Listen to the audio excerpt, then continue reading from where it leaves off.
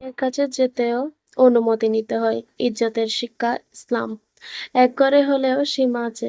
ইসলাম শিখায় পর্দা ও শালীনতা।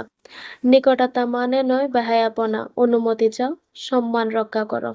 ইসলামের ঘরের ভিতরও আদব শেখায়। নিজের মা হলেও ইজ্জতের সীমা আছে। রাসূল সাল্লাল্লাহু আলাইহি ওয়াসাল্লামের শিক্ষা।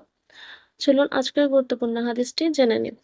হযরত আতা ইবনে ইয়াসার রাদিয়াল্লাহু আনহু বর্ণিত, তিনি বলেন, একদা এক ব্যক্তি হযরত রাসূল সাল্লাল্লাহু আলাইহি ওয়াসাল্লামকে জিজ্ঞেস করলেন, আমি কি আমার মায়ের নিকট যেতে অনুমতি প্রার্থনা করব? তিনি বললেন, হ্যাঁ।